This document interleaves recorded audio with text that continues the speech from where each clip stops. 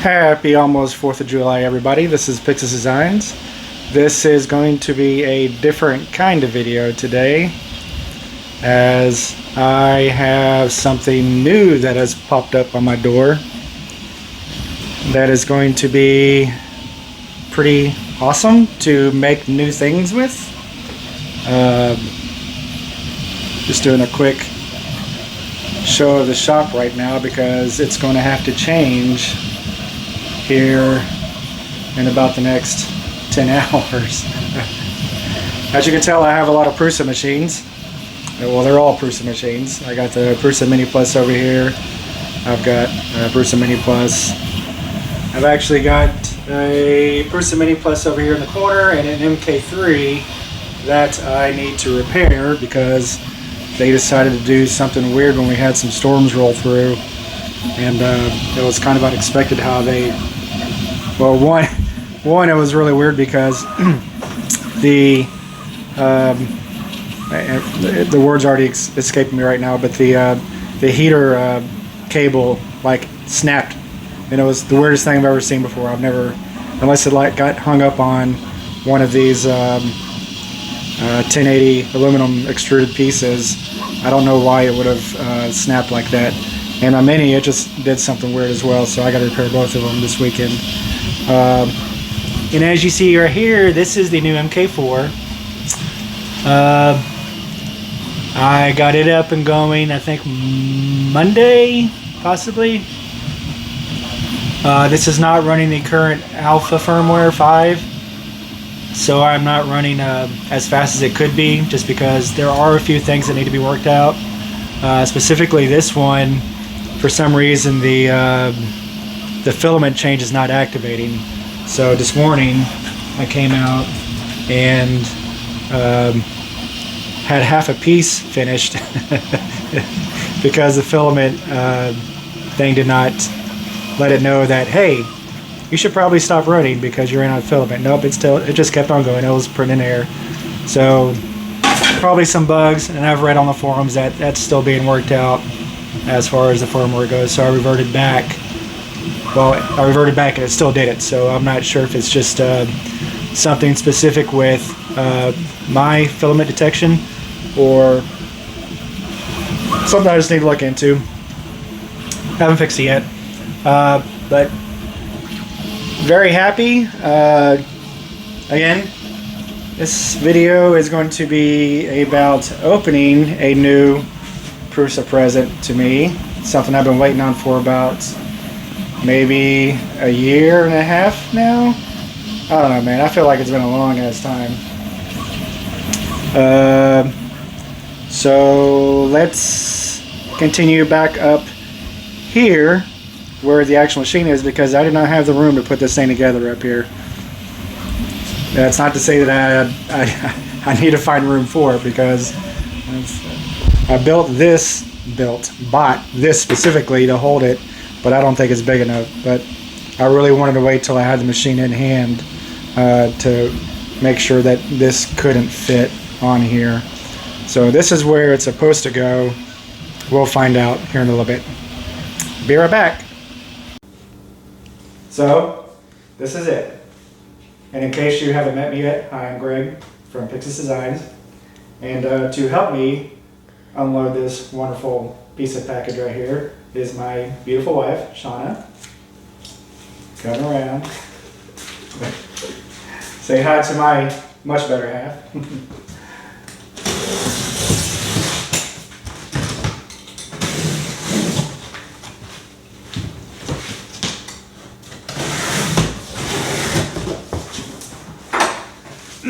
So the actual XL has been out for, the one-headed XL has been out for maybe a couple of months.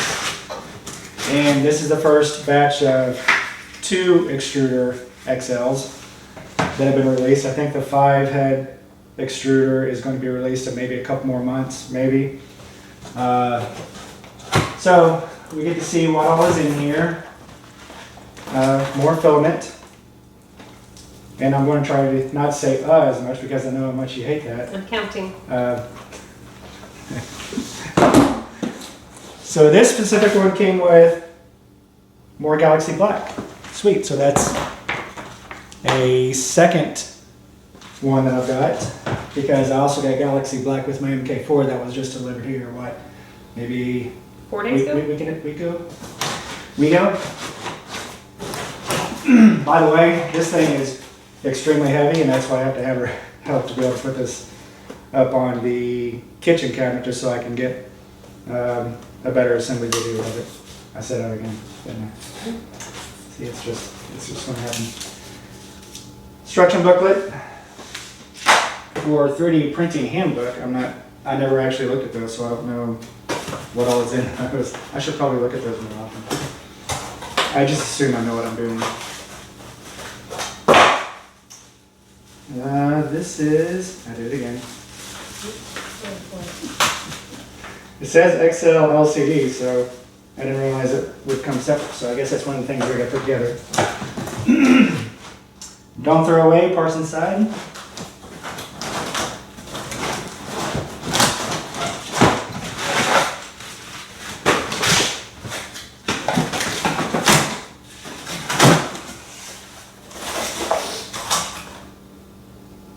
Tools, transport helpers. I'm not sure. Probably going to need to read the book on that. Not sure what that is. Cable. Yeah, I don't know what that is either. And I know none of y'all are seeing this. Tools. Thumb drive.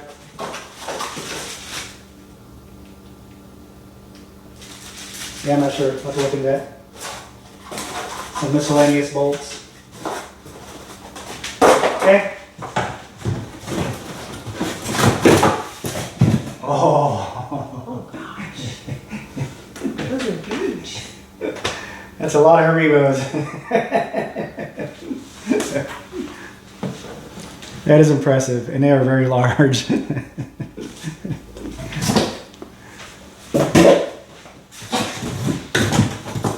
I've also actually not watched an unboxing of the XLs either, so all this is a surprise to me as far as what's actually inside of here.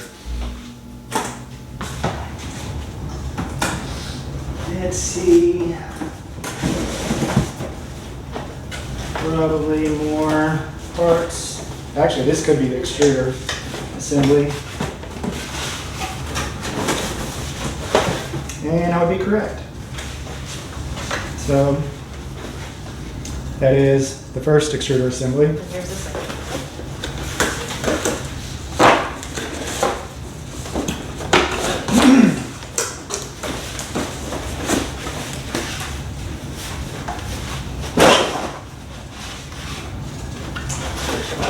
Oh God. Got it? And there is number 2.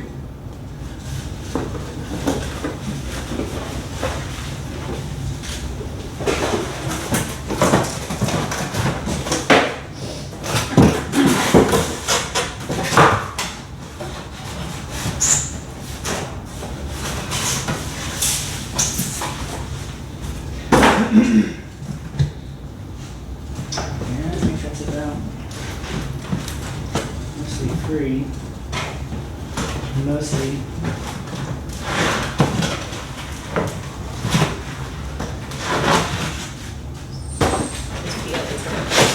Huh? We need space.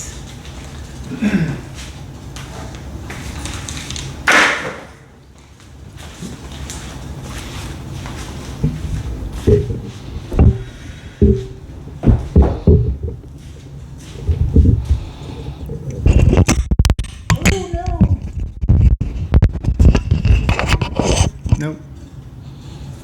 Anything can be edited. So this is fixing to come over here.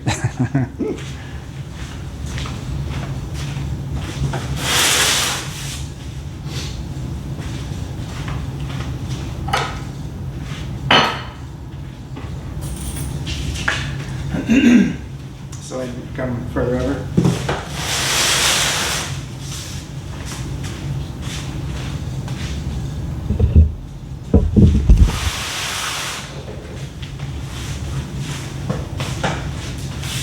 So, this would be easier for you to pick this end up, and we'll just put it over here. Do you want this end facing the camera? So you can see inside it. This is gonna block.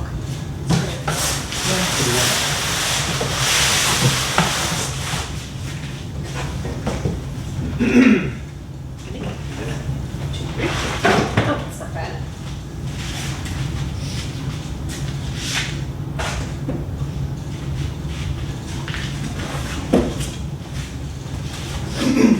Look at that bed. Woo. That's a pretty large build plate. 14 3/4 by 14 3/4, I believe.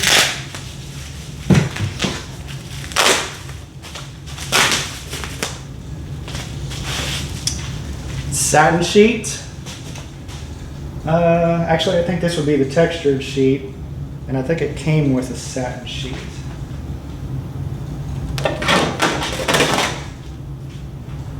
Yeah, that's satin. So I don't know, can you see that in the camera where the difference in texture? Not really. I mean, you can see this one's a little shinier here. Yeah. So they even made sure that to show the the dual color printing right there. Probably not on this machine, I don't know.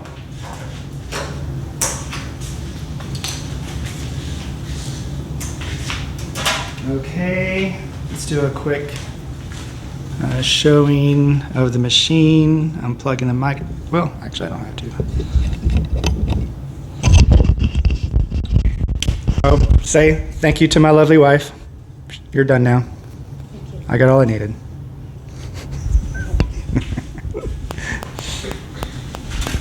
Okay, so yeah, you can see in the light much better. This is the textured. That's a satin.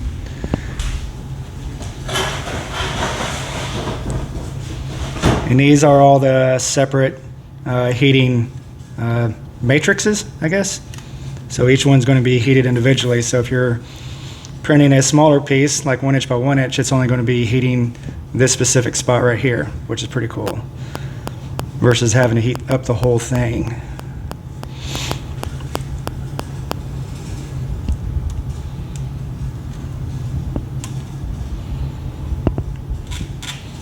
So probably what I'm going to have to do is I'm going to have to do a quick read of the instructions just to make sure I know how to put the head all together. And you will be coming back to me actually knowing what I'm doing. Possibly not. So I will be right back. Yeah, sometimes it sucks being in the South. It is effing hot out there. But I went and made a spot for it. So here I'm going to go ahead and start the assembly on it. I moved my laptop from where I normally control my Gweike Pro Laser, RF laser. I can't get away from saying that. I'm sorry, babe. It's just going to happen. 48 years old. It's kind of ingrained in me now. Anyway, so I'm going to do the Extruder assembly there. And mount the boom up over here just so you can kind of follow along with me to put this thing together. And let me check this out. So this was the spot that I had picked out for it, and I was really concerned that this thing was going to be way too wide. No concerns.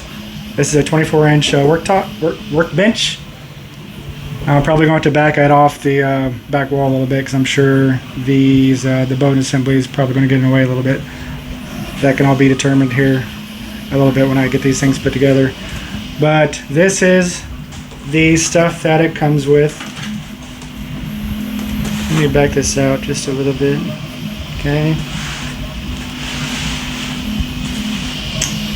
I threw everything in a box. These are all my spoiler parts.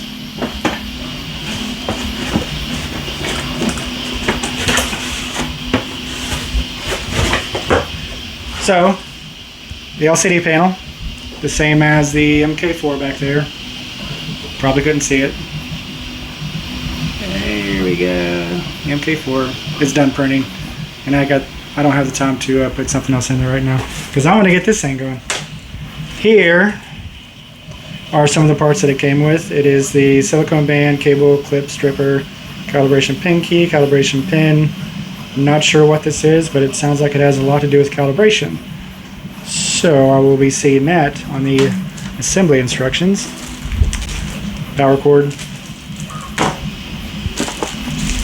This is the transport helper. I'm still not sure what that is to do with anything, but I guess I'll find out. Tools. These are all the things you didn't see when I was pulling out of the box earlier. The kit. There was a letter given to the people that had pre-ordered this saying that we received two free items. One of them is the textured bed, and the other is this Extruder V6 nozzle adapter. That way I can use any of the nozzles that I have for these machines on this as well, because this one comes stock with a 0.06 millimeter nozzle. There. So it will allow me to print faster, and I don't even need stickers. Japanese car humor there. Spool holder. Yeah, I don't really need to put all this on yet. And these are the spools, spool holder themselves, so I can go ahead and set them aside because they're just going to get in the way. Also came with the LCD fasteners to mount this up to the frame. Thumb drive, which I'll probably be throwing away immediately. Yes, I will be pulling that off at first. These things are always atrocious. And of course the other spool holder bolt. So I can throw this aside. I am going to set my camera up over yonder. That way you can kind of see, and hopefully I do a good enough job to show the assembly. I'll probably be mostly fumbling my way through it. This is, after all, my first machine. I even still fumble through the MK3s just because I'm not familiar enough with them breaking down. Now the minis, those things like break down all the time, so I'm pretty familiar with tearing those heads apart, but the MK heads are a little more complicated than what the mini is. So let me get this set up. I'll be right back. Okay, so we're going to go down the list here. I pulled up the Extruder accessories assembly up on Prusa's website. The first step is to grab your damn tools. So I'm going to go grab my tools that they supplied.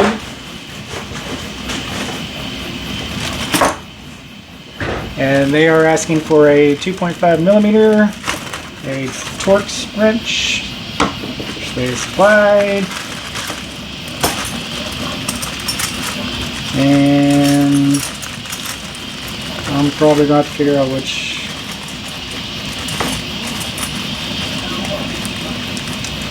These are never the best Ziploc bags. So I'm just going to go ahead and throw all these up here. Come on. They give you a lot. Wow.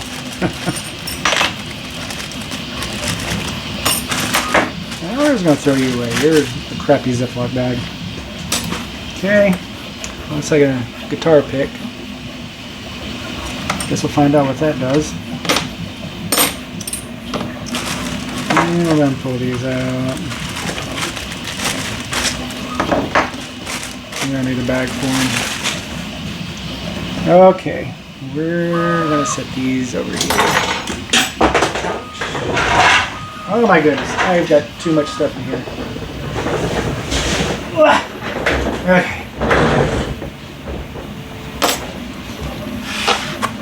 Step 2, preparing the extruder. Extruder cable bundle, Extruder. This is the end of the Extruder cable bundle. We are going to attach the Extruder to the next step. It consists of a cable connector, a flexible plate, and a semi-transparent PTFE tube. So I guess all they ever want us to do is just grab the Extruder out, which is right here. And you can see the tool changer portion right here is attached to it. That's pretty nice.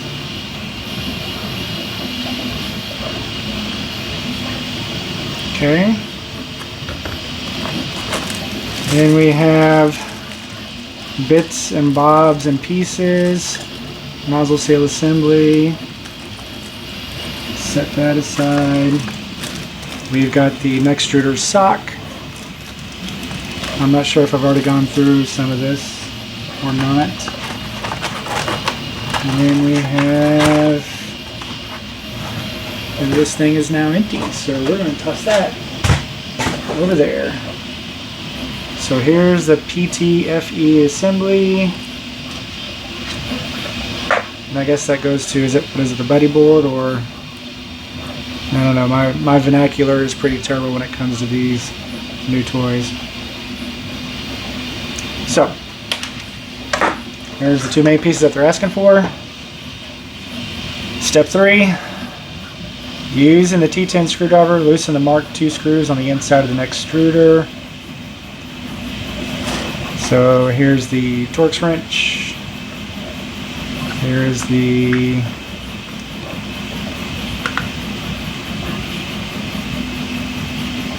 assembly. So I guess they just probably want us to remove the loosen the Mark II screws. You can obviously tell they had somewhat of a design change here, because this is not quite the same as this. Okay, so they just want us to remove or loosen. Oh, actually it's already loosened. Oh, I see what they're trying to do here. We're fixing to attach this to something. Okay.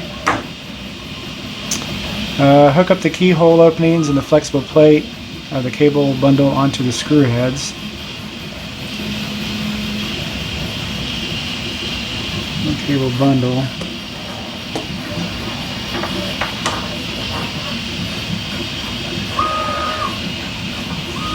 Hook up the keyhole openings.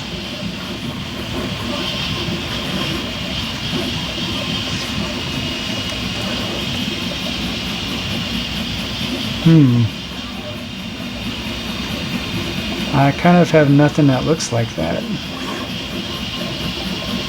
This is going to be so fun, y'all. I can already tell. Okay, let's see. Hook up the keyhole openings and the flexible plate of the cable bundle onto the screw heads. Well, I'm not seeing that.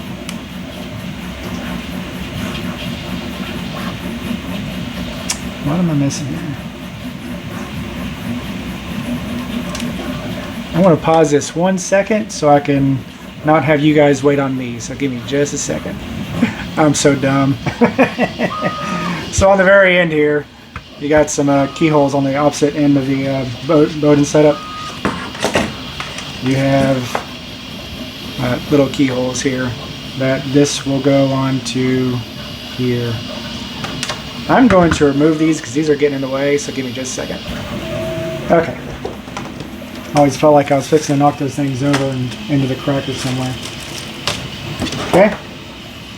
So, grabbing our Extruder assembly here, then grabbing the Bowden setup, and then sliding this into the screws.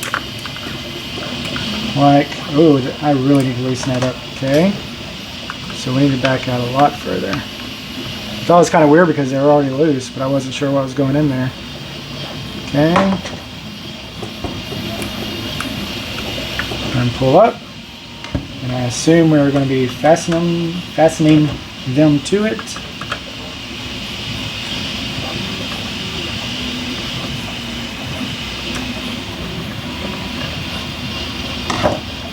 Make sure the part of the bundle with the cable and the connector is facing the top of the extruder as seen in the picture. Facing... oh, probably need to look at this one. Okay, so... ha! We did it right. How awesome is that? So I think what I want to do is I want to I'm going to do these assemblies concurrently. That way it makes it kind of easier on my life, that way I can kind of get them all put together. Alright, so now I have the other ones here with all the bits and pieces. And the setup is going to be the same way. You're just going to back out on these. Like so. And then you need to make sure that this is facing top side. Slide it into it. Like so.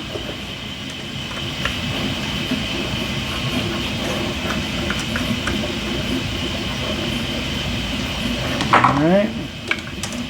So just like the picture, this needs to be facing up. Alright. Let me set this aside.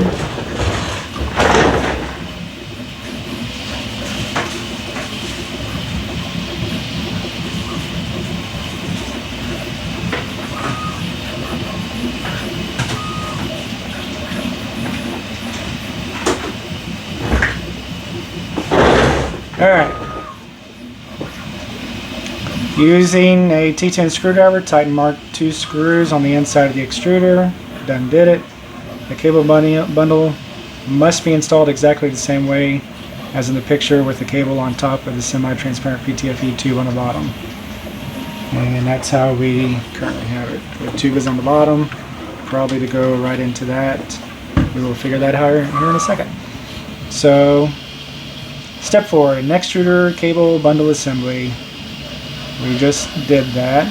Pull the flexible line up so that the screws engage into the narrow part of the keyhole openings. Oh, we skipped a step. Done did it. Well, the screws sit in the narrower parts of the openings. Tighten them up using the T10 screwdriver. Did it. Verify the flexible part of the cable bundle is held right to the extruder body. So, yep, did that. And tight to the body. I'm not sure what that is supposed to be showing here.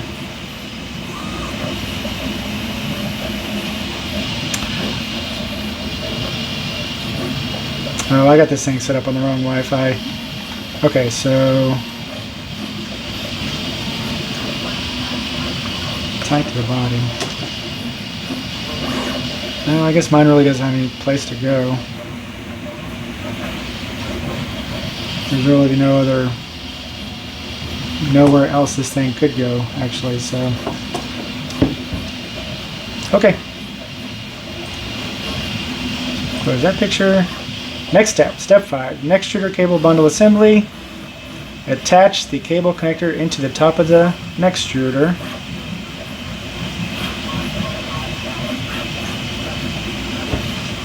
So this end goes into here. I'll make sure I don't jack this up, because I'm good at doing that.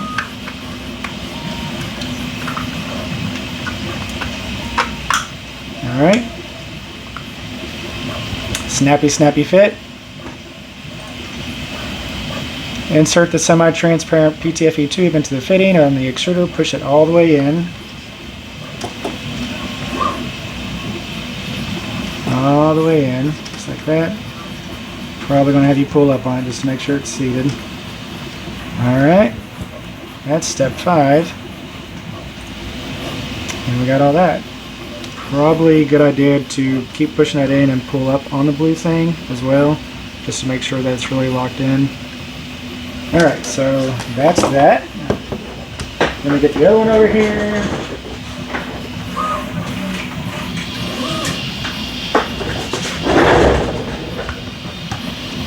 And we are going to do the same thing.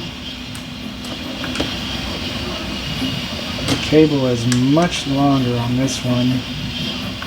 I'm going to snap right on in. Why is that? That's weird. Okay, there it is. And then this thing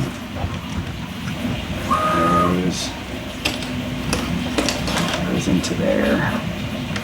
Push it all the way in. Straighten this out a little bit. And will let me straighten it out. Oh, well, it does match the picture, I guess. Alright. All connected. That is that assembly. Let's see what's next. Close. Oh, y'all, gotta do it. Give me a sec. There we go.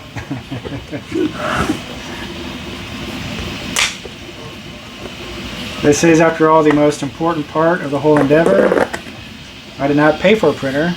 I paid for a large basket of gummies.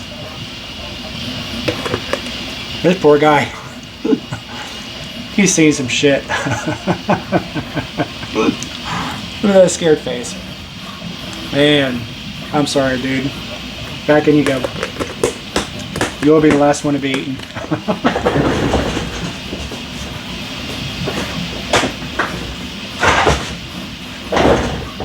All right.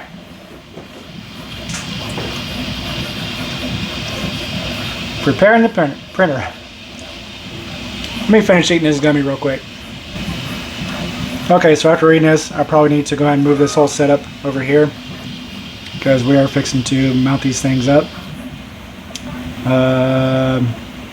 So give me just a few minutes to get that done. Be right back. Okay, so all set up. Moved everything over here. My laptop is just off screen just so I can see how to do what I need to do. What it's asking me to do is put some kind of cardboard, something that, if you drop something you don't want it in the bed, obviously. So I just grabbed one of my shipping boxes and put it up on top of the bed. Moving forward, still on, or we are on step 7. Place the empty cardboard box, got it. Approximately to the front center of the heat pad, got it. Move the X assembly all the way to the front side of the printer. So we need to move this whole assembly forward. Okay.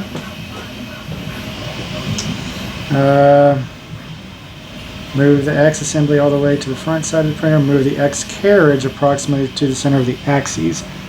And we are pretty dead center. Close enough. Moving on to step, wherever my mouse went. Where'd my mouse go? Mouse. Oh my gosh. So, my computer had to restart. This is actually like 20 minutes later. There was a Windows update. I had to go back through and find the website to make sure I was, hopefully doing things correctly. And what I didn't realize is I was actually looking at the instructions for just the regular XL single head. The steps are a little bit different for the dual head extruder setup. And step 2 is the LCD parts preparation. So I'm going to go ahead and put the LCD on. Let me scroll down through here real quick. Stop updating things, please. It's telling me to grab the LCD controller and the 2 screws. I already know where that's at. Sorry, you just got a camera full of my face. And it showed me the back of it. There's a couple of screws that came with the LCD. So let me get this going real quick.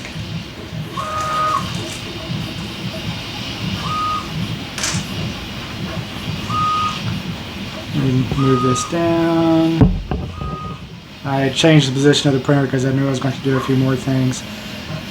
Right, so carefully turn the printer so that the front side is facing you. Got it. From the front of the printer, place the LCD assembly close to lower front aluminum extrusion where your LCD cables are, connecting the earthing cable and connect it to the PE connector on the LCD. So what it's asking you to do is it's asking you to put this flat, little more flat connector over here in yellow and green and connect it to this pin right here. So we'll do that. So, and then we are connecting more than likely the, yep, okay. This can be put on only one way, I hope. I'm assuming. Okay, so there's a little extruded piece on this pink. Let me see if I can zoom in a little bit here.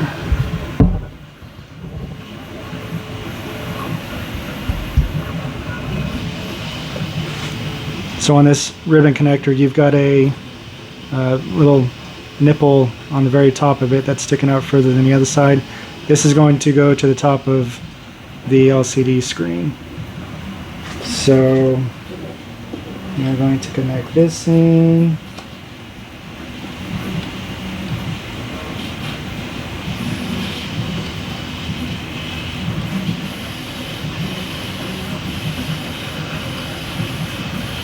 Man, I cannot see that for the life of me.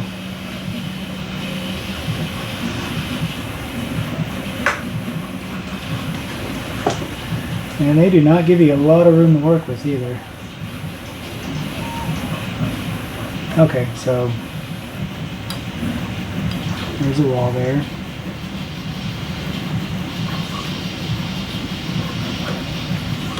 All right. That's it. And with this extruded aluminum, you have these little slidey pieces, and I probably shouldn't have slid it, but those are going to line up to the back of this, and we're going to screw these screws into those right here on the extruded aluminum.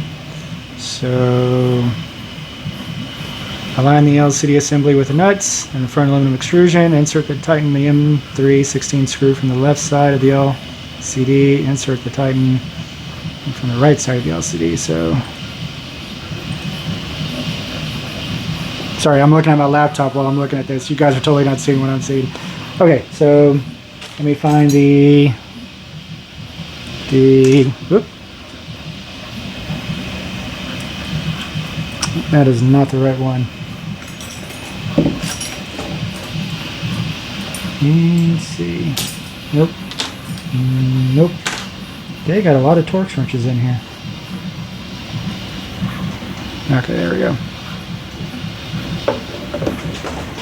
And this is going to be kind of hard because I can't really see over here.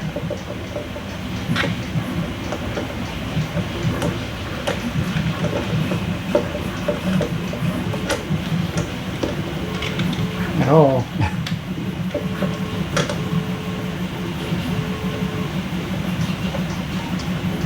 Yeah, we're going to go ahead and get this one started before we get the other one finished.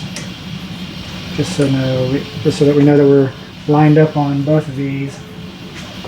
Let me back out here so it's not so tight. Probably going to see the back of my head anyways.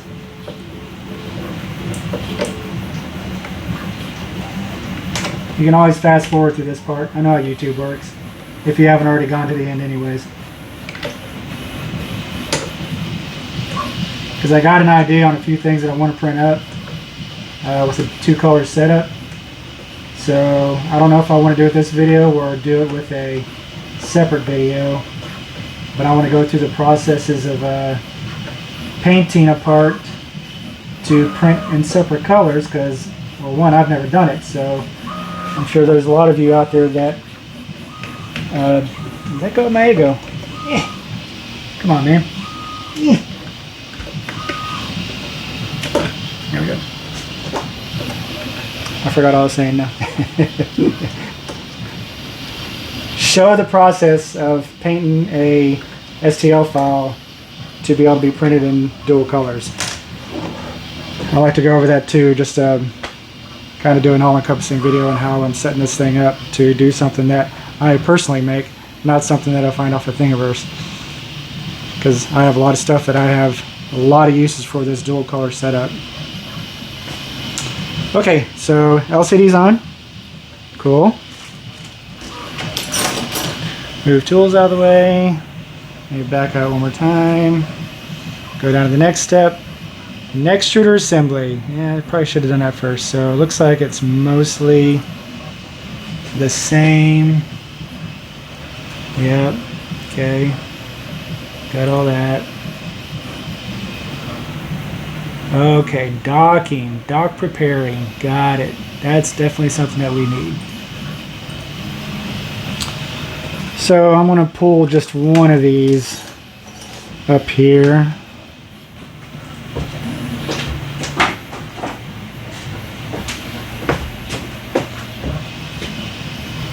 Alright, I guess I have to give me an extra screw. Get some of this hardware out of the way. Yeah, that's okay. Okay.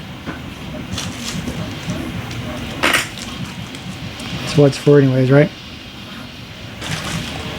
Sock, need that. Need that. Alright. So the docking station. Dock preparing.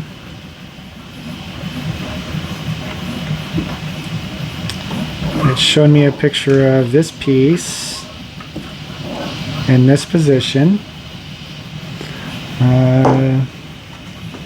Check that the nut is inserted in the extruder dock, and there's a little nut in there, right there. Step 2. Make sure that the nut is pushed in the dock all the way. If not, use the Allen key to push the nut into the extruder dock. So it moves, but it's in there. Step 9, preparing the printer. Put the cardboard up there. Got it. Step 10, carefully turn the printer 180 degrees so that the PSU power supply side is facing towards you. Okay. Well, I'll move all this stuff out of the way.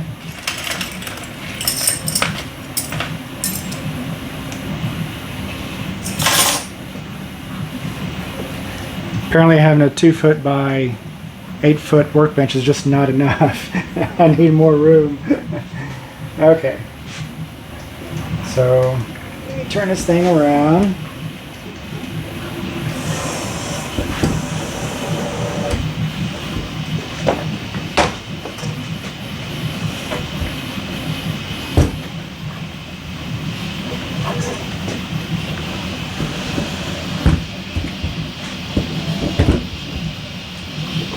Okay,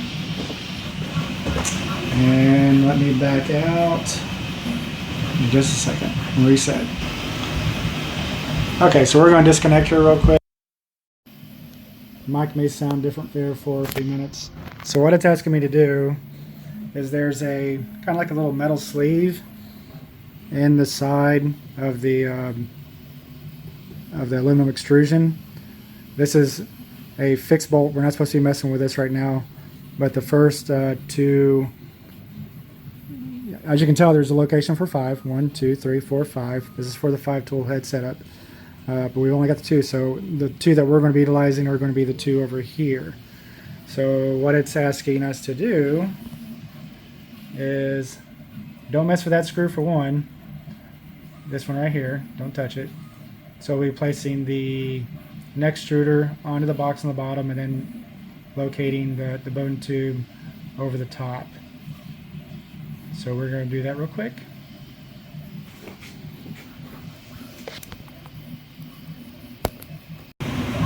Okay, so we're going to move the extruder, tool changer 1 anyways, over the top.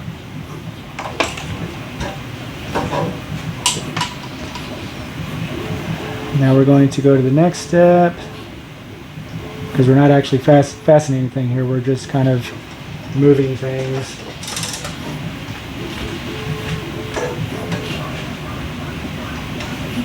Moving things in place. Okay.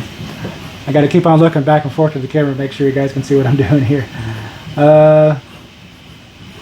Step 11, attaching the first Extruder dock. Yay, let's do this. Place the XL dock cable router on the bottom metal sheet below the aluminum extrusion. Let's see. Pull up a picture here.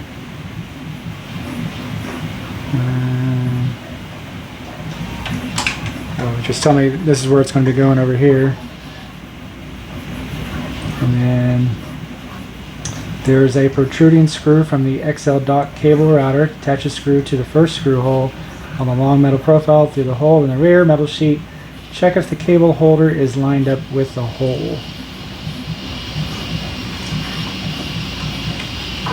So it looks like we are moving this screw right here into the very first position over here on that long sliding piece of metal.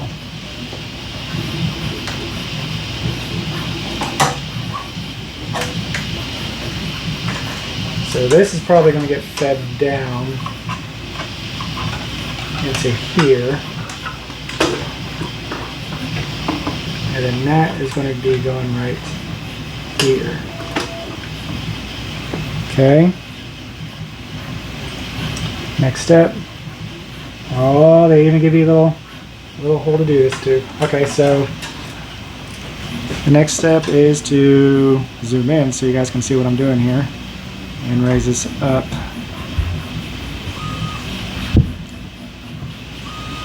Try not to make you all sick, you know. So there's this screw right here needs to go in that first location on this long galvanized sliding piece inside the aluminum extrusion.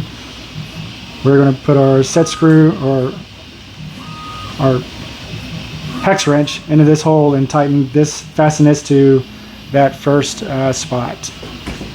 So I probably need to see which wrench is going to be doing this. So probably here. Alright, cool. Got it. So feeding this back through.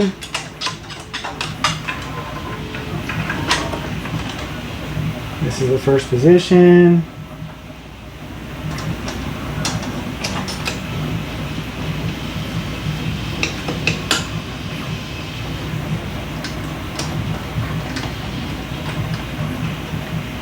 I have no idea if I'm doing anything.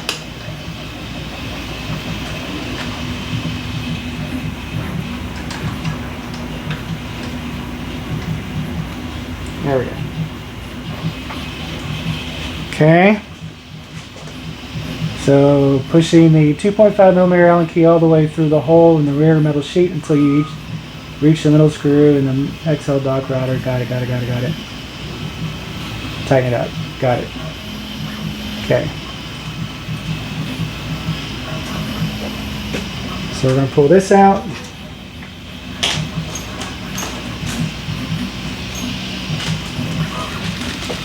Step 12 is going to be nozzle seal parts preparation. For the following steps, please prepare nozzle seal ×2.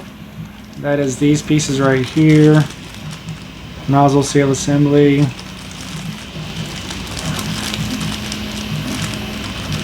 Not quite sure what this is.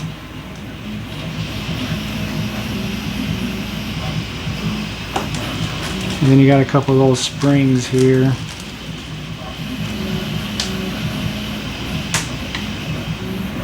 And a nut that just fell out, so yeah, be careful what you pull out of that bag.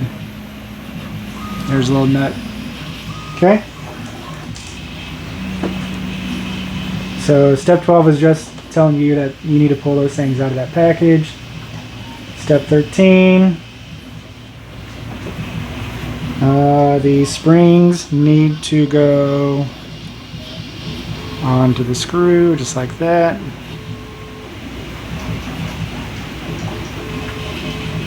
To both of them, so you need to actually get another more of my face again.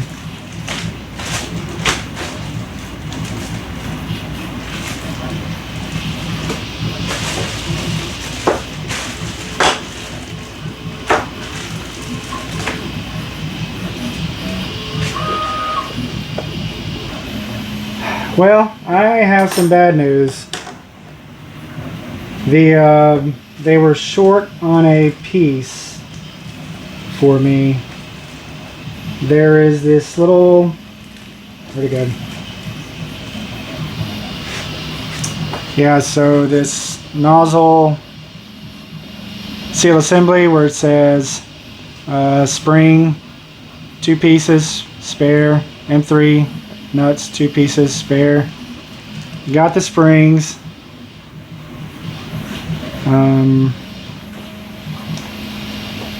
But I was supposed to get 2 of these right here, and I've only got 1.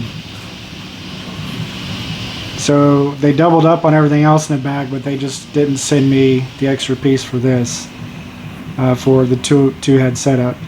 So I'm going to have to contact Prusa. This is going to have to wait until I can get this piece in there. I can go ahead, I guess I can go ahead and finish up the assembly on the first head. I don't know how much that's going to affect the operation of this, knowing it's for a dual head setup. I can keep on following through the rest of the video and see if it runs off of a single head without the other head connected. So we can go ahead and give that a try to make and see if everything can run off of just a single head. So not necessarily going to stop today, but this is going to stop me from using the actual 2 head setup. So let's keep going on through the instruction set and see how much we can do to get this thing run. Full operation, just we'll have to be doing this without the extra head. So give me just a minute. Okay, so basically what has to happen is this, the nozzle seal with the spring needs to be inserted into the docking station, into the dock, yeah. So, and this needs to be facing towards, looking to the front of your machine to the left side, or into the side of the machine. So yeah, I'm supposed to have 2 of these, and this is the only piece that I have. So we're going to put that in here, like so.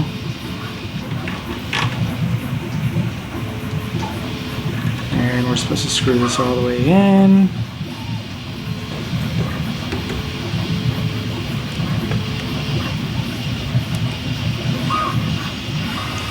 I'm probably going to have to contact Prusa here in a few minutes to see if they can go and get me the other nozzle seal shipped to me pretty quick. Oh, that's not even going in. Probably need to push down.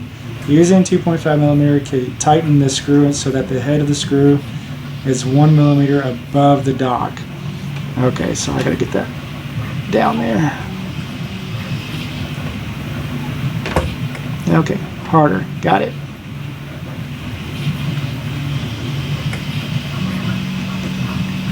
Nope, still not getting in there. Okay.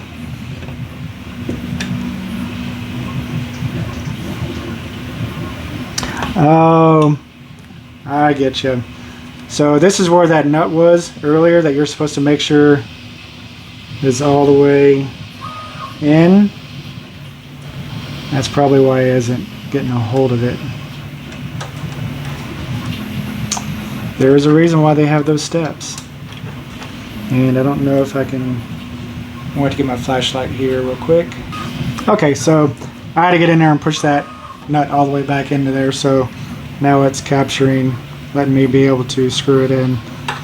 So we're supposed to take it all the way down to 1mm above the dock, which is about 40 thousandths.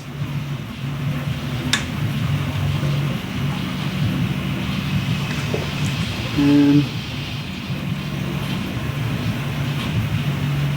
that looks a lot more than 1mm though.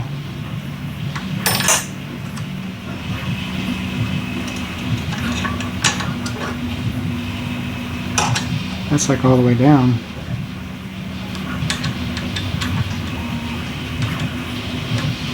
Or, oh, maybe it means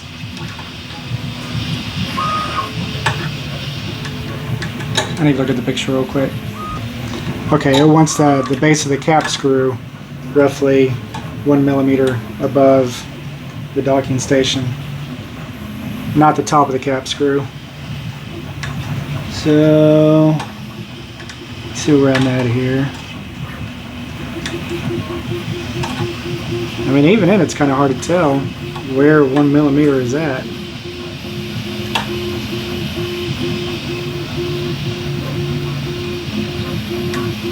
Yeah, I don't really... Yep, what's that?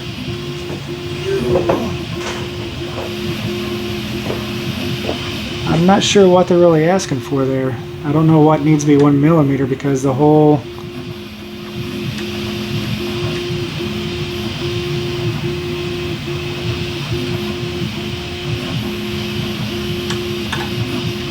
I need to look on the other side here. Okay, I think I know what they're trying to say now. So your cap screw actually goes to the top of this little plastic piece. They want the plastic to be above the docking station by about 40 thousandths or 1mm. I mean, I'm hoping. We'll find out here in a little bit. Let's move on to the next step.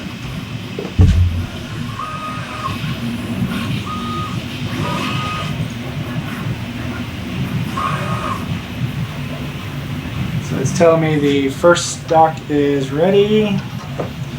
Take the extruder and place it carefully next to the dock.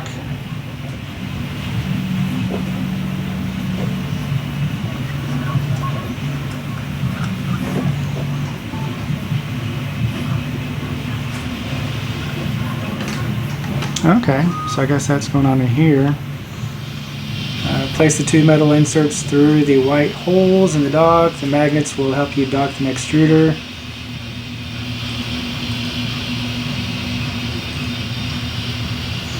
I'm enlarging the picture so I can see to make sure what I'm looking at over here.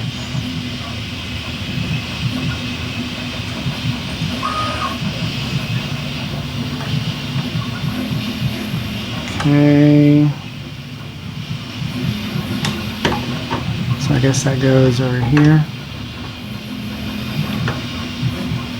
Does that seem right? Oh, maybe I'm supposed to be the other way here. So you have this facing towards the back. No.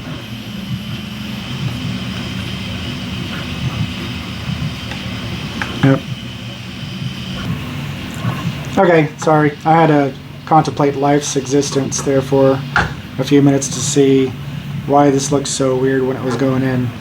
But yeah, this fan is supposed to be facing, well, and the nozzle is supposed to be actually hitting the nozzle wipe down here. This is the docking station right here, and it just magnetized straight into it from here.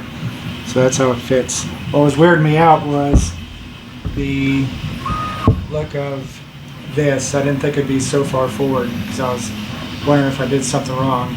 I could still be doing something wrong, I'm not sure. I'm going to look at other pictures of multi-head XLs to see if that's supposed to be correct. It just looks a little wonky to me because, you know, when it comes out and does its thing, I feel like that cable is just kind of going to get in the way a little bit. But I want to see if that's right. Okay, everybody.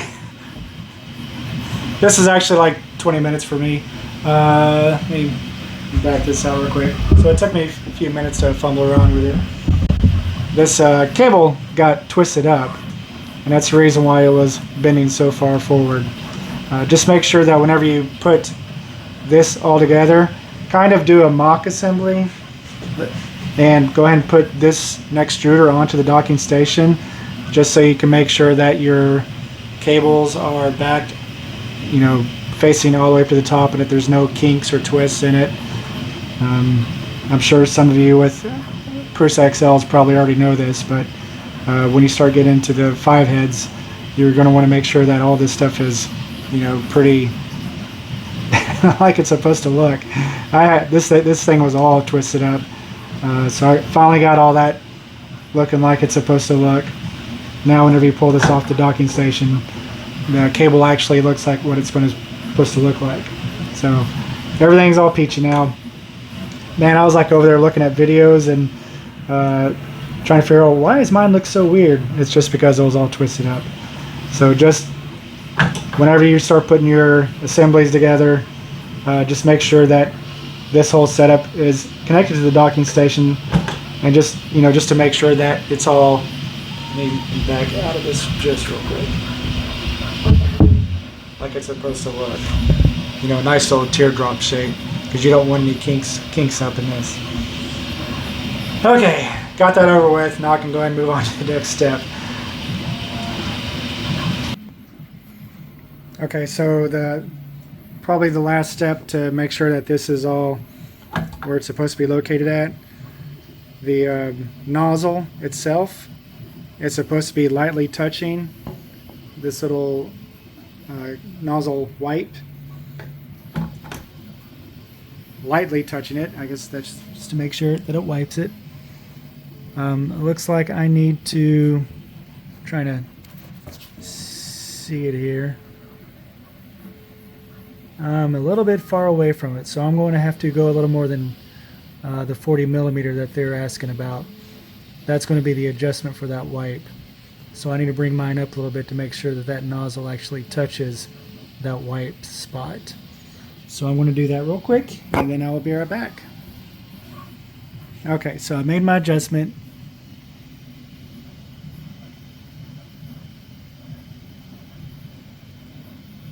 See if you can see in there.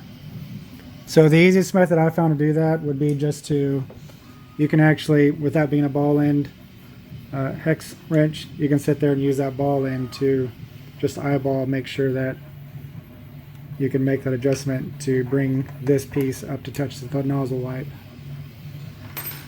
Okay, that's done. Let me get on to the next step. Okay, so what it's asking me to do now is there is a little cover right here that I need to remove. It's for the connecting the extruder cables themselves, these to the inside. So with this being a 2-head, there's 2 spots in here to connect it. I'm going to assume that the 5-head's probably going to have several more, either a bigger location to be able to do that. I'm not sure how how an upgrade is going to work with this. Maybe this whole piece right here is replaceable. But let's get this removed. Now that I've completely lost my wrench, there it is. Oh, it's a star. Okay. Luckily they give you those.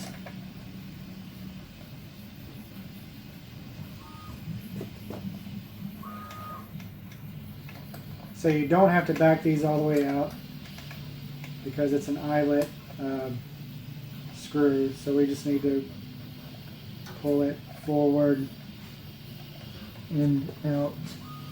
So we need to back it out just enough. Just like that. Okay. So since I'm missing my wipe piece for my second head, there's 2 spots to put this on.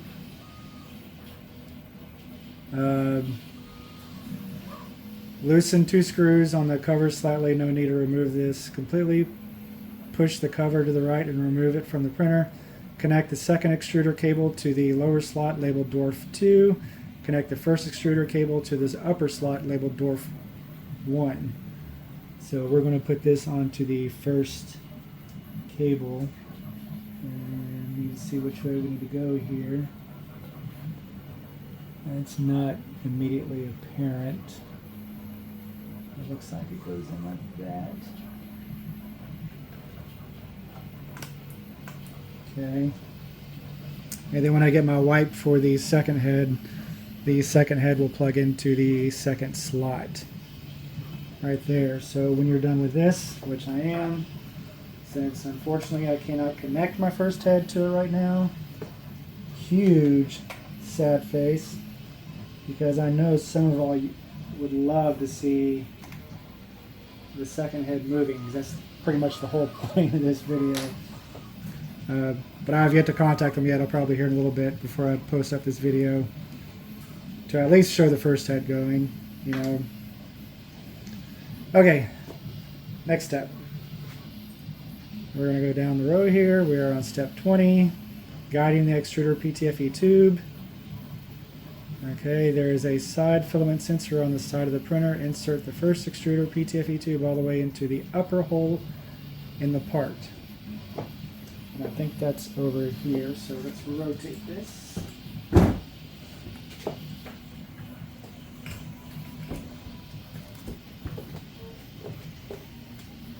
This right here.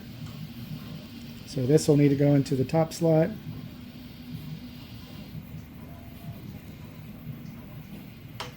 Just like so. Gently pull the PTFE tube back. This will push out the black collet in the side filament sensor and lock the tube. Repeat the process for the second extruder. Sad face, cannot do that. Okay. Now this next one is installing the Wi-Fi antenna. I won't be using Wi-Fi on any of my machines just because the Wi-Fi kind of sucks out here. I mean, I guess I can go ahead and put it on. So this is the bag with the Wi-Fi antenna. Right here. The original Prusa XL is shipped with 2 versions of the Wi-Fi antenna. Each will with a different shape. The functionality is the same. I've only got 1 version. Not sure why they say 2 versions. It's interesting. Apparently it's 2.4 gigahertz. See where that goes. Locate the Wi-Fi antenna connector on the right rear corner of the printer, which is right here. The antenna can be rotated around and bent in the directions. I'm sure some of us have messed with Wi-Fi antennas before. This should not be that difficult. So just screw it in. Now that's set up for Wi-Fi, which I'm not going to use. Spool holder, parts preparation. Yeah, I'm not really going to mess with that right now. Or I'm going to do that off camera. Pause.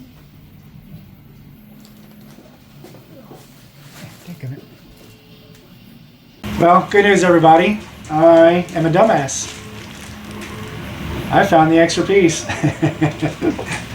I was just fixing to type up a message to Prusa saying that I appear to be missing something, and this little package was sitting right near my other computer, so I am good to get this show on the road. Thank goodness, because I did not want to have to wait. So we are going to go ahead and put on the other extruder now. Yay, yay, yay. Now I can be excited again. So, following the rules of the first one, which was not that entirely complicated, we are going to make sure that this little nut is slid all the way down there. And you know, I see no reason why this can't all be put in now. That way you can adjust the tip inside the holder as it sits. So I'm going to go ahead and do that. I'm not sure why that was an extra step, or that was a step that is being followed the way it is. I'm probably fixing to find out if it gets all screwed up. And I just lost that spring. Dadgummit. Luckily they gave me a second spring. Okay, so that nut is all the way in there. So that means we can just go ahead and put this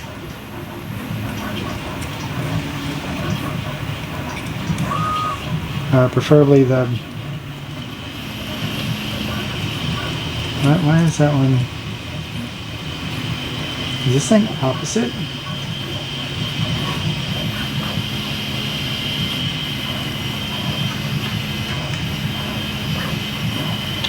Huh.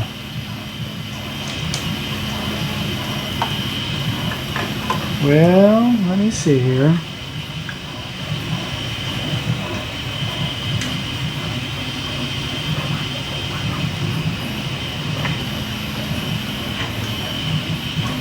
Nope, it has to go that way. So why is this thing backwards?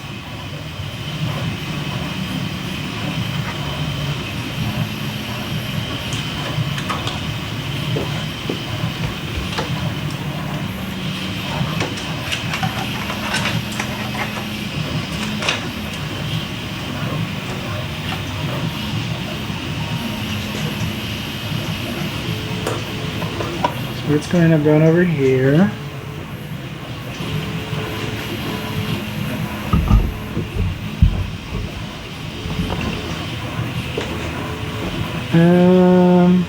Well, that's interesting. Or this piece was assembled wrong.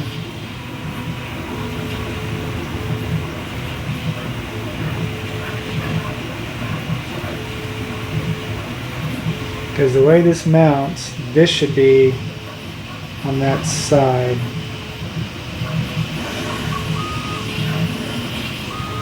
Well, now I got to take a look at a picture real quick to make sure that these... Yep, hold on. So it would end up going...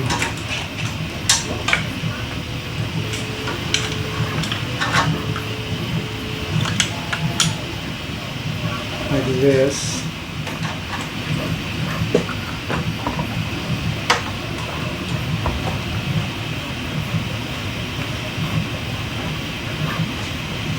Yeah, now this wipe is actually facing the wrong way now. That's interesting. I think they put this on wrong, because it has to go that way. Yes, it has to go that way. And looking at the pictures, I'm scrolling up on my computer right now. They have the top of the screw. Yep.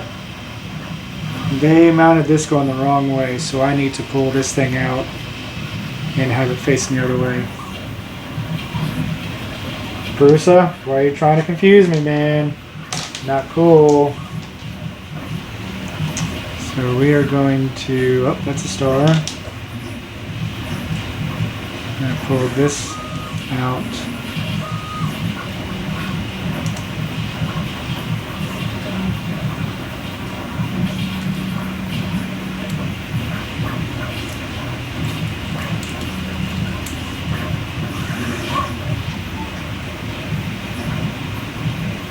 Here.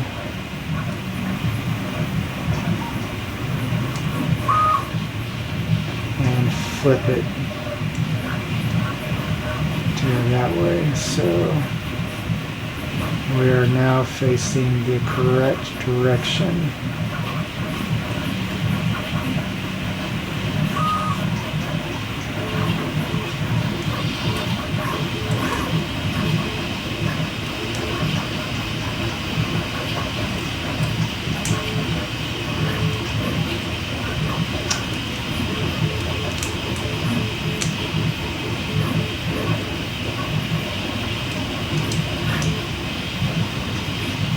Okay.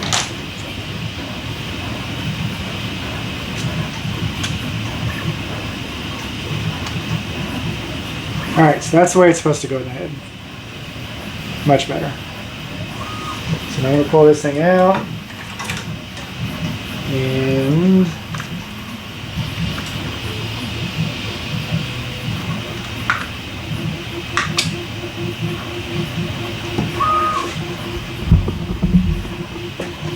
I'm going to go ahead and put this thing in, because it's a lot easier to do this before you put that whole assembly in there.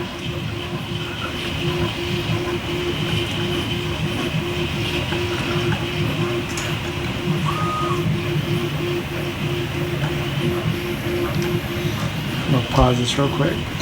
Okay, yeah, I still totally had it on backwards. Now it'll work. So slide that in there.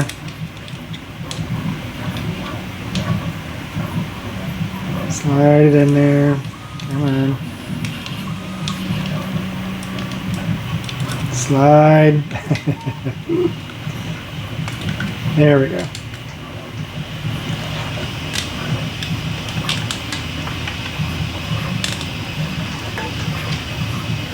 And then drive that set screw in.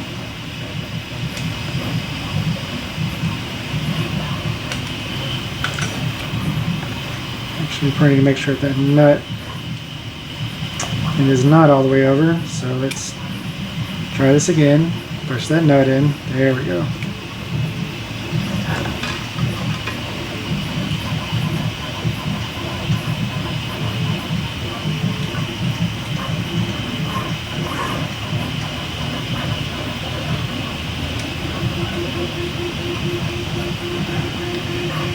Try this again.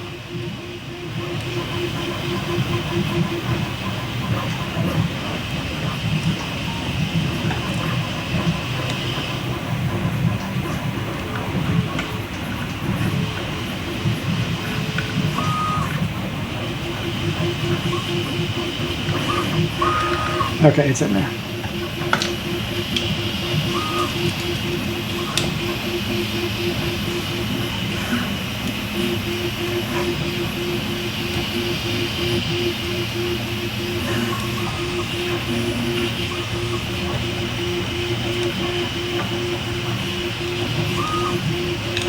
Now with that in there like that, we can go ahead and put the assembly together.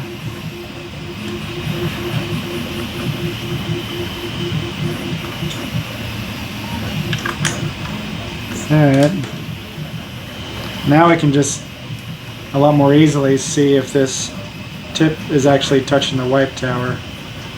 I'm not sure why they wouldn't put this step before.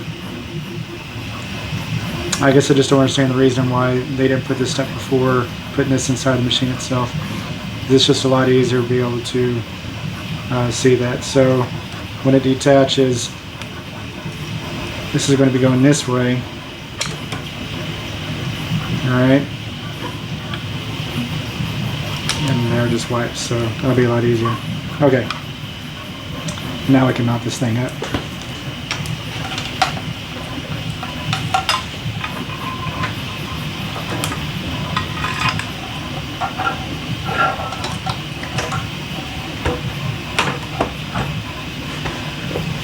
Back this out real quick.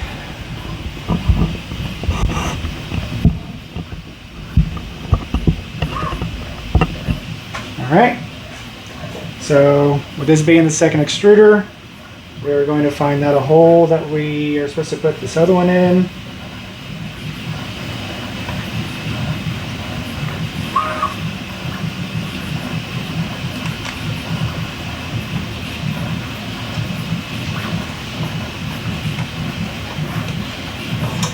Oh, alright.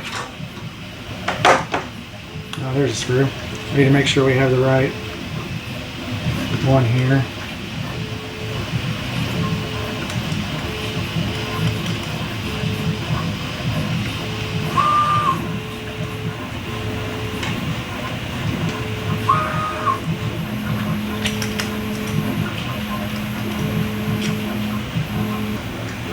Okay, I got it. Now I know why they have you doing this while it's in the whole assembly. This screw actually blocks the path for this screw to be able to be mounted into the rail. So don't follow those instructions that I just had, because that's really going to screw you up. You're not going to be able to put this in there if this white block is attached to this. Perfect. Knew there was a reason why you had to have to do that. I was like, these instructions don't make any sense. So now I got to disassemble this and pull it back out so I can get access to this screw right here. This is why you always read the instructions, folks. Okay, so I just got it removed.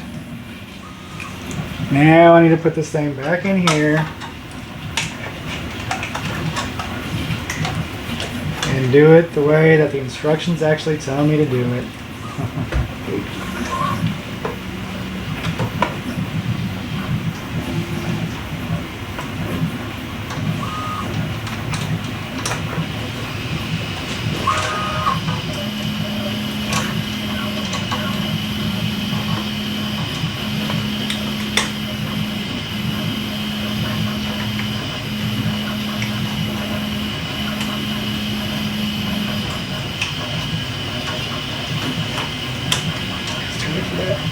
Okay, now I need to go ahead and put this white block on here.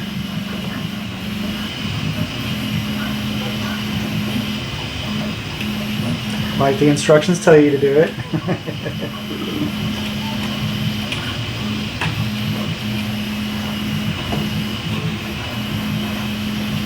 Yeah, actually.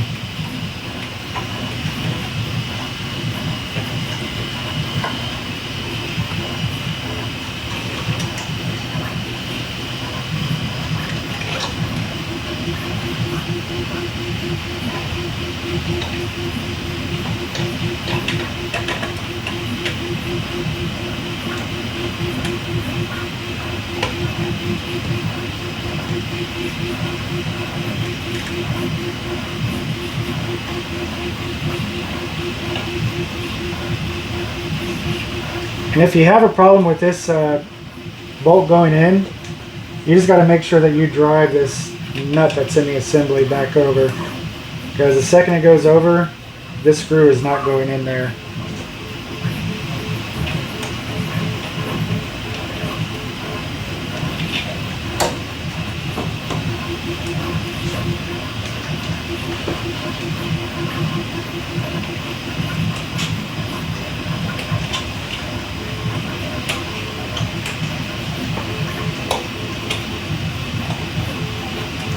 It's kind of a pain in the butt, actually.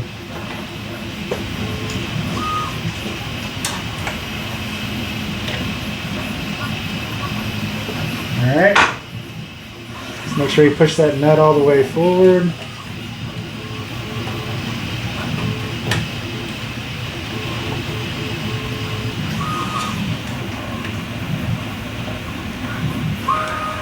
There we go.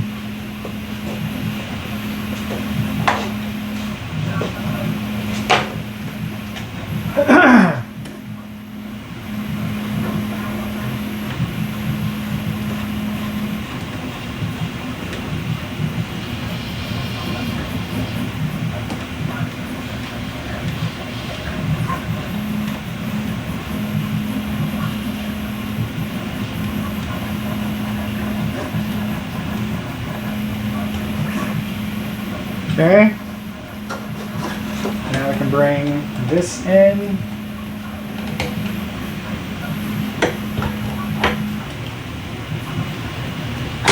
Pull the twist out of it.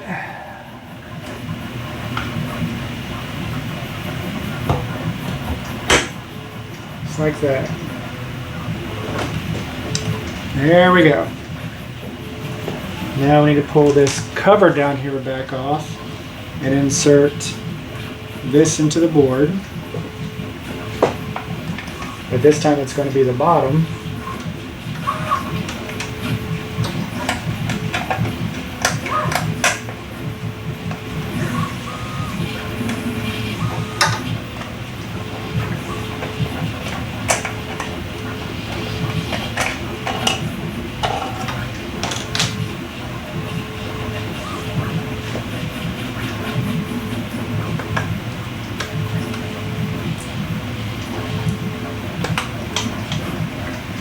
Like that.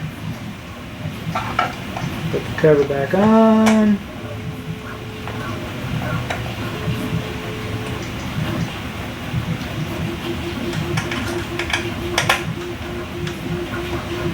And I'm completely sorry if this is going to end up being like a 3-hour video. Luckily for you, you get to fast forward and hopefully avoid some of the mistakes that I just did. Okay, that's all connected in. Good, good, good. We're golden. Now I need to hook the Bowden through.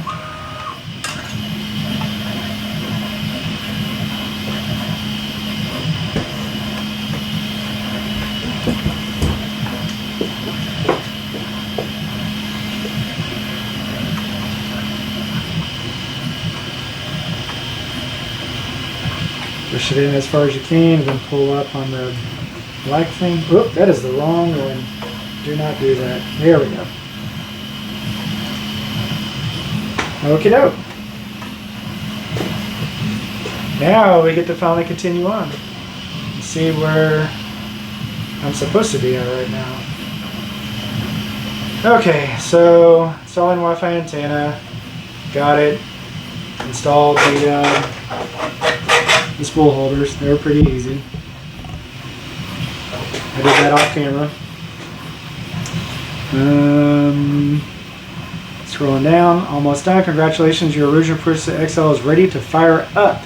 Compare the final look with the picture. Yep, got it. Compare the, oh, now let's go into the chapter 4 first run.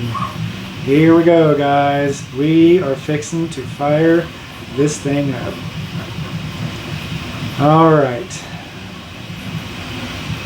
Preparing the printer. Make sure that the printer is placed in a stable place where no ambient vibrations are transmitted. From the rear side of the printer, plug in the PSU cable, turn the power switch on. Alright, so we need to get our cable here.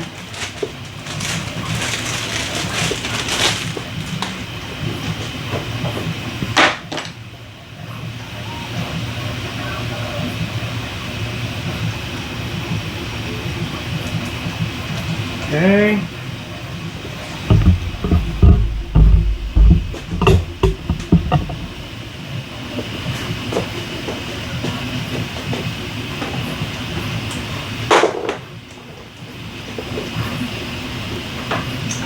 And interestingly enough, they have another power port. I'm guessing that's for maybe the 5 head, you know? Interesting. Okay, moving down at step 2, step 3. We turn it on. Okay. Here we go.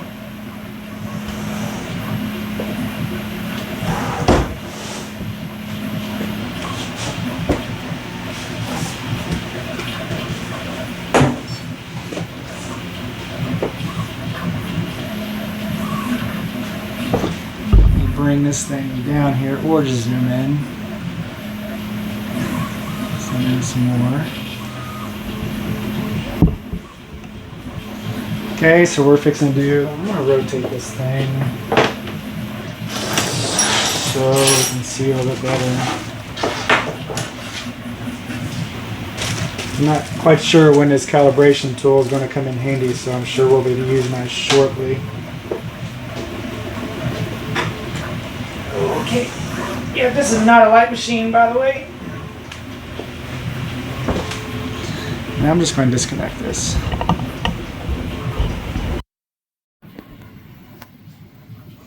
So we have little green lights over here.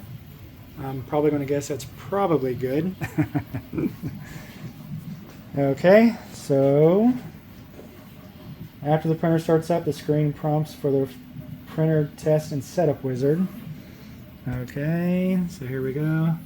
Hi, this is your original Prusa XL printer. I would like to guide you through the setup process. Continue on, Joseph. Here we go.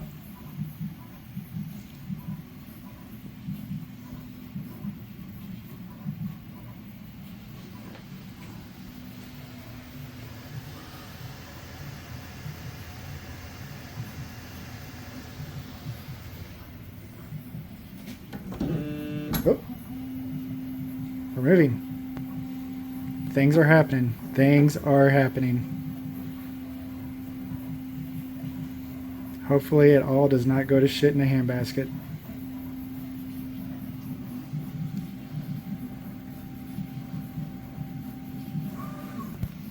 And I probably need to move this stuff out of the way. Probably a good idea.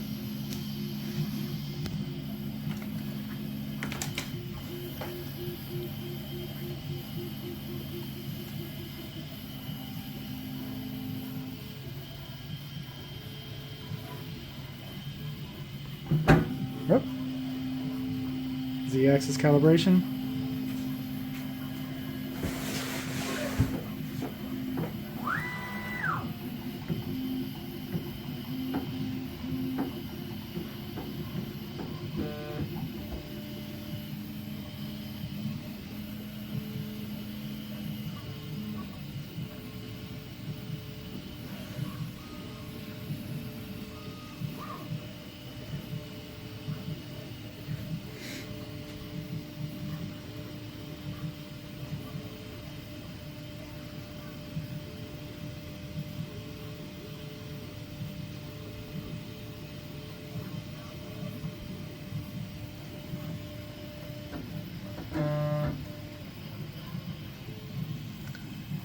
Dock 1 calibration. We suggest opening the online guide for the first time calibration.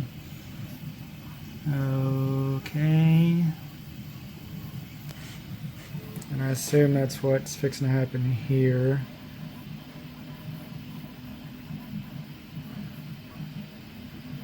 Dock position calibration.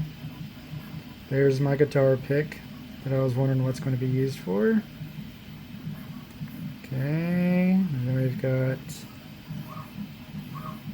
okay.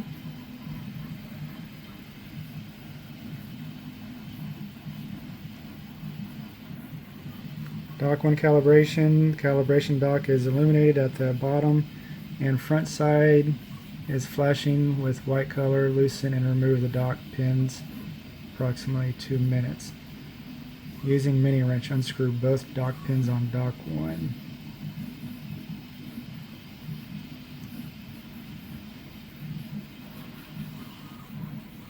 I'm going to pause it real quick and see what all I need to do here. Okay, I think I got this figured out now. I wasn't pushing. It's a weird way that you have to lock this thing in to the first one, or just doing the first calibration. Now that I've figured out how it goes, I can more appropriately show how this thing is going to get calibrated. So I just got through running the full test on the first extruder. Everything came out peachy. So now we're fixing to do the test on the second extruder. Now that I know what I'm doing, we can go ahead and finish this thing up. So we're going to continue here. Right now we're doing the Dock 2 calibration. So what it's asking me to do is loosen and remove the deck pins, which are these little pins right here. So I'm going to use my little guitar pick and take those off. And you only really need to loosen it. You can just kind of twist the rest of it off with your finger here, and hopefully you don't lose it. I really need magnetic fingertips. I just wasn't provided any at birth. Damn you, mutant X genes. Okay, so remove those. We're going to continue. And then it's asking to loosen. Oop, wrong wrench. These right here. And they are not righty-tighty, lefty-loosey, by the way. These are lefty-loosey. Okay, so those are loosened. And my thumb is in the way again. I am so sorry. Continue. Now we're going to manually lock this thing into position on this right here, but we have to manually do it.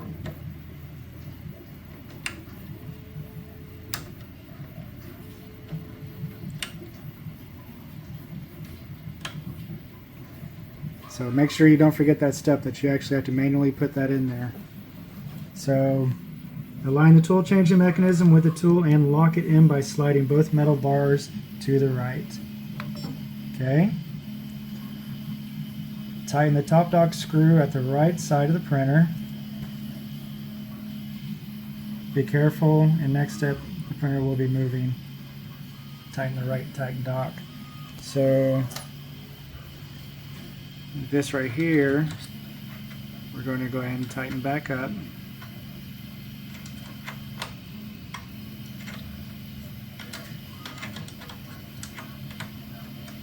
And I am definitely not showing you anything that's happening on camera.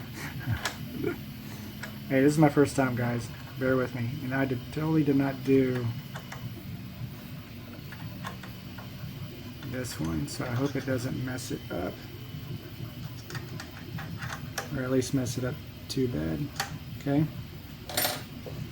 Top one is done. Continue. So what it's going to do is it's going to pull the tool head out.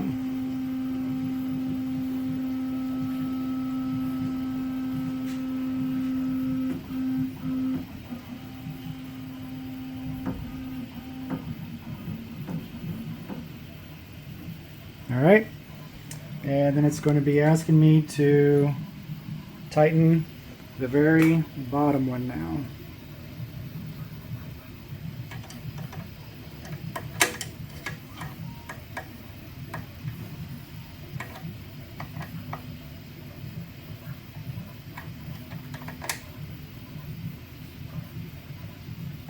Just like that. Do that. Continue. Now I need to install the dock pins back, which are these two little rods.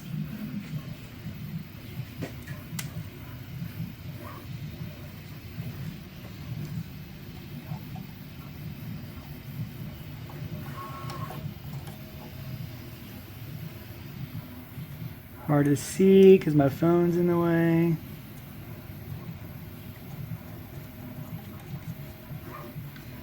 And then we're going to use our little guitar pick and tighten them back.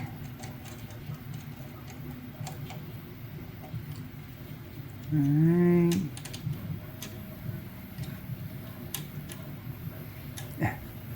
Come on. Just like that, okay? With those done, we'll hit continue. Now it's going to do a quick test to make sure everything locks in.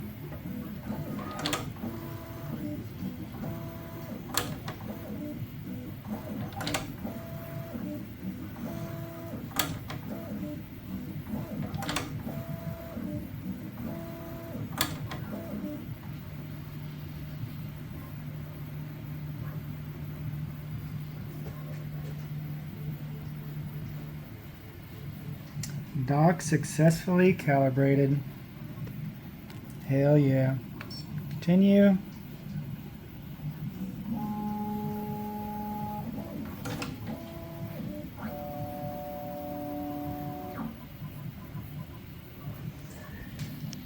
We will need your help with this test. You will be asked to tap the nozzle. This is the same thing as the MK4. It's going to check the you just got to touch the nozzle if you got to find it in there. Oh, did I do it? Oh. So what it's telling me to do is a better job.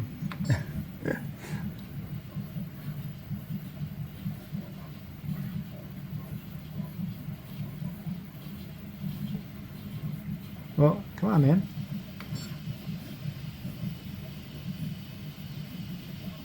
Wow, okay. Give me just a second. I couldn't read. It was given the countdown. I was supposed to do it after the 5 seconds.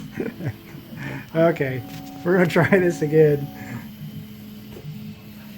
Reading is not my strong suit, so it's gonna count down 5 seconds, and at the beep, I'm going to touch the nozzle. Load cell passed.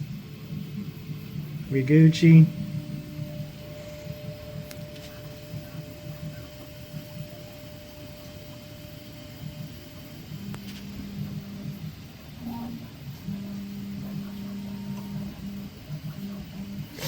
So now it's finishing up with the rest of the testing. So probably after this, we're going to be checking the filament runout sensor.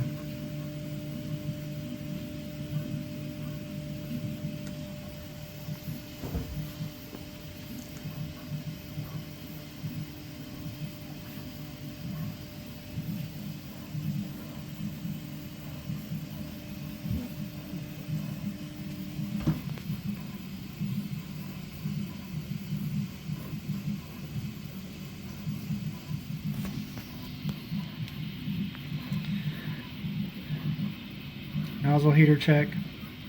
Now you can read it.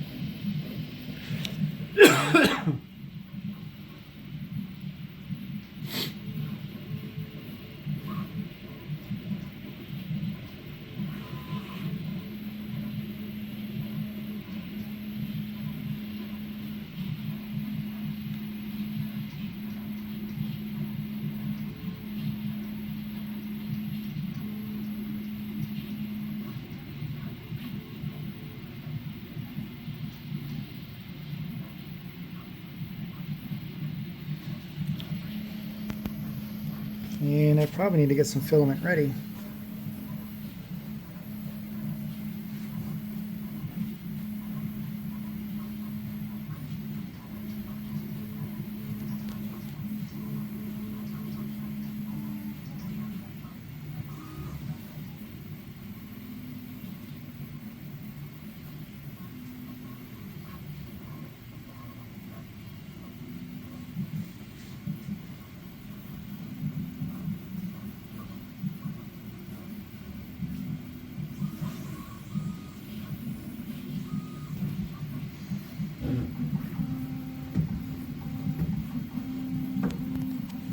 Filament sensors calibration.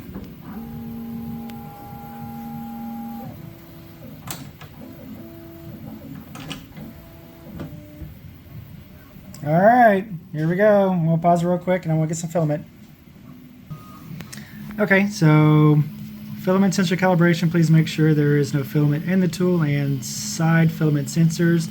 You will need filament to finish this test later. Continue. Is there any filament in the tool or side filament sensors? No. Filament sensors calibration. Insert the filament through the side filament sensor into the extruder until the tool filament sensor detects the filament. Okay, so got a little Polymaker teal here. We're going to put this in tool or whoa, did not mean to do that. Oh crap. Okay. I probably just jacked this thing all up. Get back around.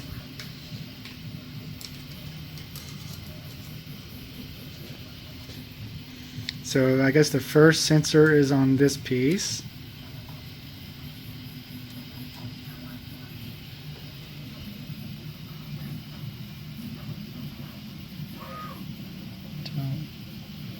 Until the tool filament sensor detects the filament.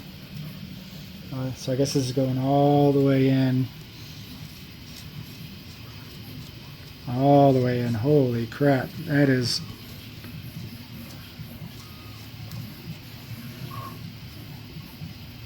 that is crazy.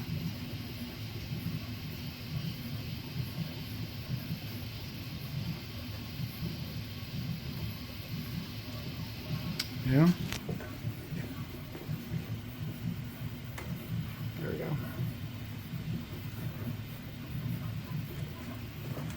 Oh, okay. Filament sensors calibration. Filament sense inserted. Press continue. Remove filament to finish.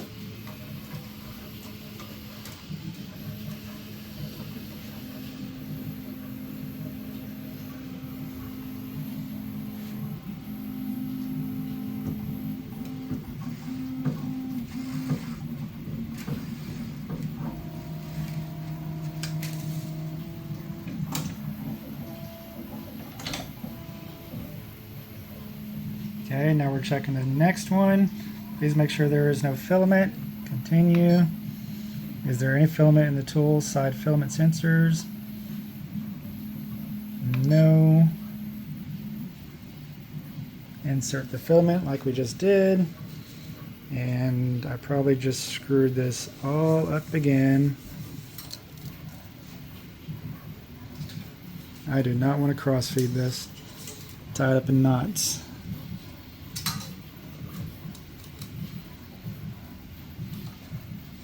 All right.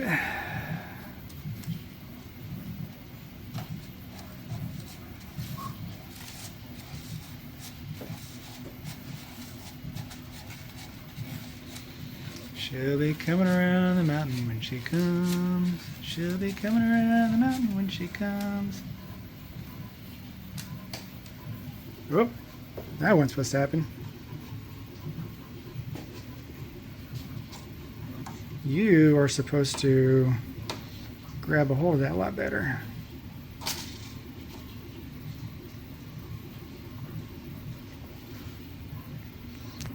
We'll pause this real quick. I had to get both hands on it, one to push it in and one to push that in. These don't hold in very well, so that's probably going to be an issue whenever you're trying to feed this filament in. But we did pass it. Continue. Remove it to finish. We're going to pull it right back out.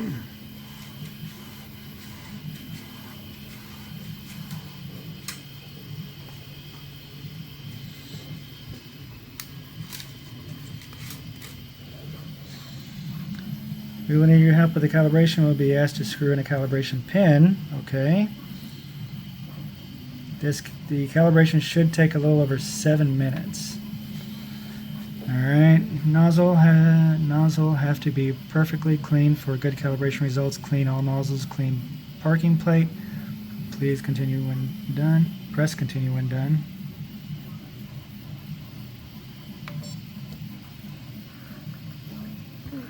Sheet is installed.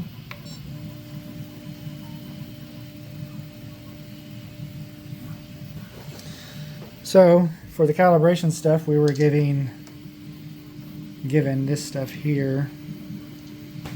So we'll probably need to check and see what's fixing to happen here.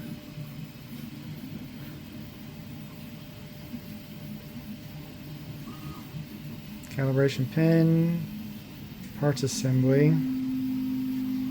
Push the pin in the plastic.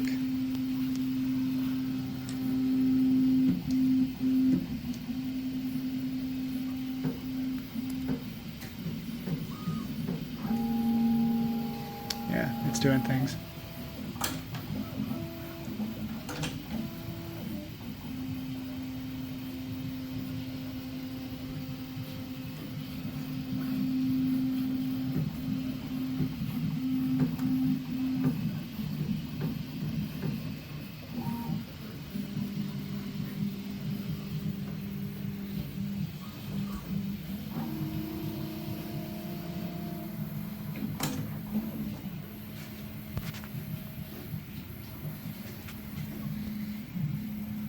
Total offset calibration, remove heat bed sheet, install calibration pin. So we are pulling this thing off now.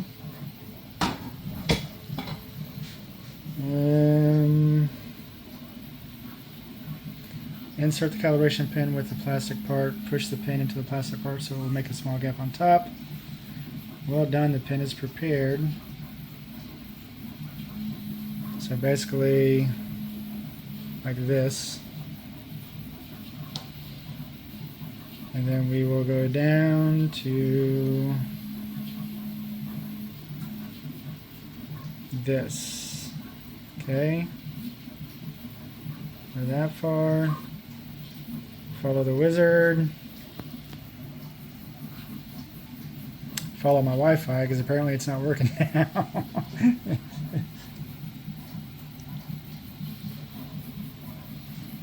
Where'd my pictures go? Come on, man.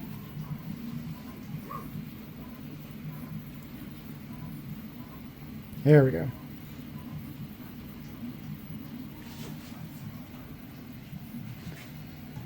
Let's see.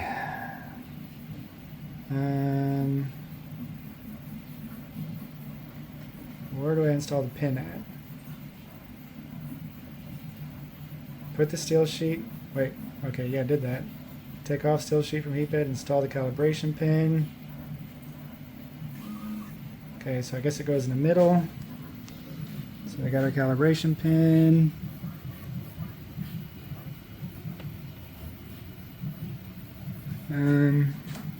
Maybe we need to zoom in on that just a little more here.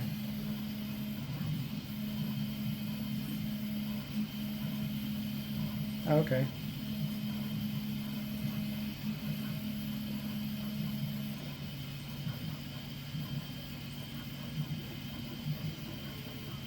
Okay.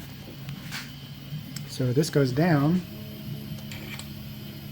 I guess it gets screwed into it. Ah, nifty.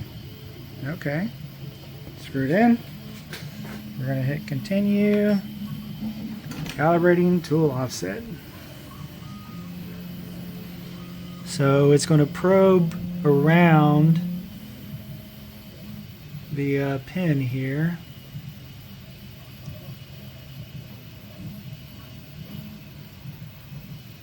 Not bad, Joseph. Good stuff.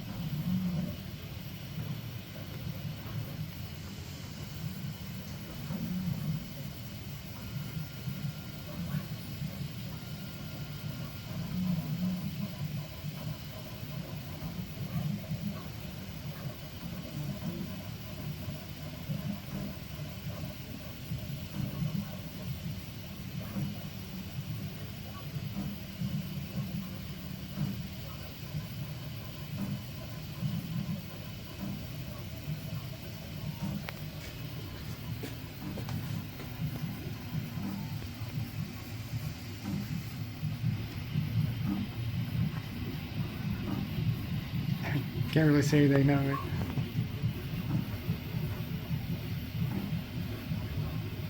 Yeah.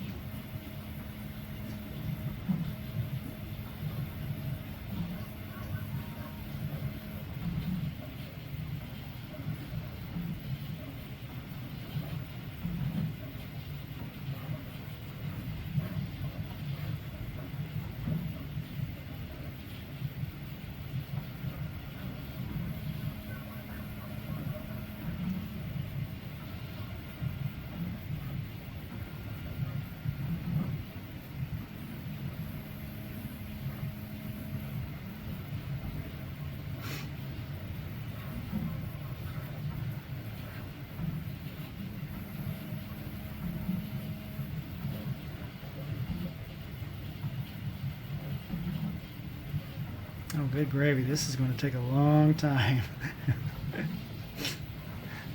I'm getting tired just standing here.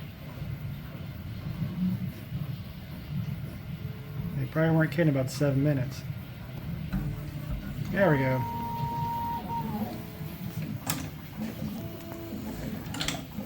So I'm just going to let it do its thing on this one, and we'll continue back up when this one's done. Okay, I just finished up. Now we're supposed to remove the pin and reinstall the heat bed. Man, that thing is just, it latches on like there's no tomorrow. Woo, man. Okay. Continue. Preparing heater testing. Heat bed heater check. So don't ever lose this, guys. This is pretty important. I'll probably lose it here in a couple days. Not sure what these do yet. Guess we'll find out.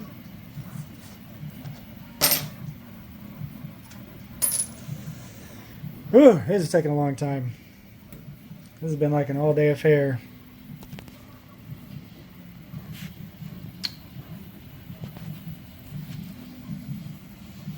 I'll probably edit this part and pick up right where the next one is. Alright, looks like we're done. Oh, Prusa said we can continue on about our day, so we're going to continue. And that's it. That's the whole entirety of the setup process. That has literally taken me almost 6 hours. I mean, there was some on and off, doing other stuff in between all that, but just installing the little extruder heads, it kind of took a while. Just making sure everything was set up correctly, and you know, there was a few screw ups in there, but It looks like we are golden. I am going to recharge my phone because I'm down to like 5%. And then I'm going to go through the processes of painting something in Prusa Slicer so that I can use dual colors. So I will probably make that a second video because I kind of want to get this video out there just so that you can see what all is involved with putting this thing together, the calibration, how it all works, and stuff like that. So yeah, I think that's what I'm going to do. Second video, I'm going to actually print something, and this I'm going to go ahead and be done with it. Yep, that I'm going to call that a part of a day. So as far as right now, this is Pixis Designs signing out.